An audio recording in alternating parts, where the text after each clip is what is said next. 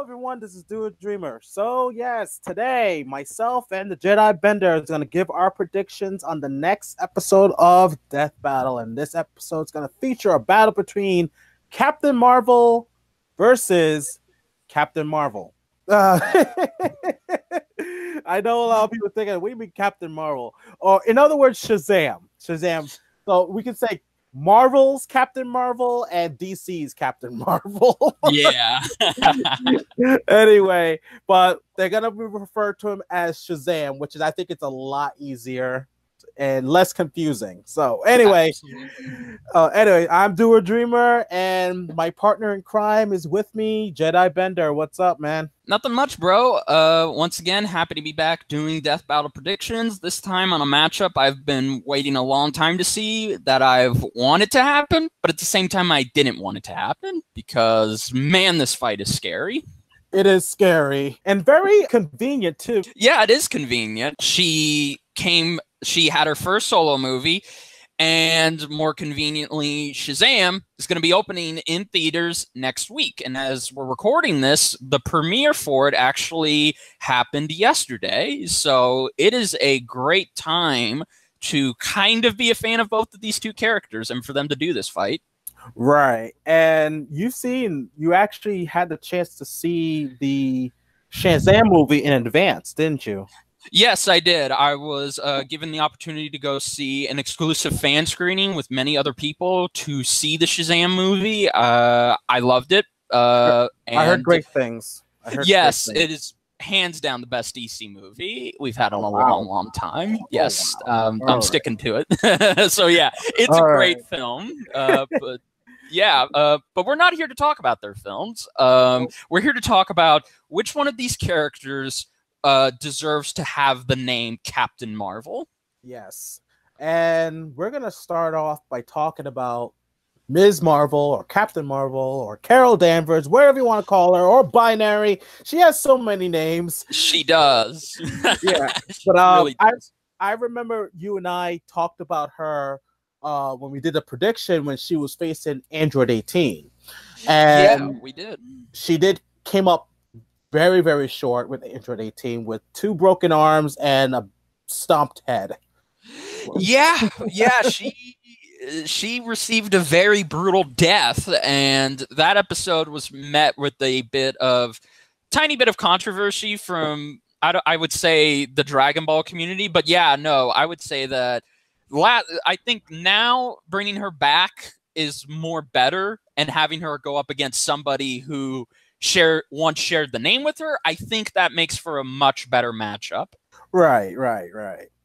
So we'll see what happens with that. But anyway, let's talk about her abilities. Pretty much, we're just going to pretty much kind of regurgitate what we said before, because nothing really has changed with Captain Marvel except for her live action movie, which is part of the MCU. So, long story short, she has abilities where she's actually half Kree, and a human. So she has superhuman powers, superhuman strength, and speed, where she can go up to like hypersonic speeds. But if she absorbs enough energy, she can go up to speed of light.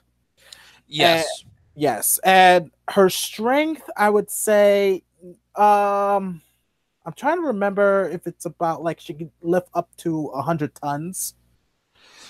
I think that's it, right? Yeah, I think so, because I do know that she has enough strength to go against the strongest Avengers, like Hulk, like Thor. So I say she's definitely pretty high up there in terms of strength. Right. She's also has good stamina and endurance. Like, she is able to fight without getting tired for 24 hours. She did that before when she was facing the Skrull, an army of the Skrull. And we're talking about the Skrull, these guys that can shapeshift, can manipulate their bodies. They have superhuman powers. Well, superpower. I can't say human because they're not human.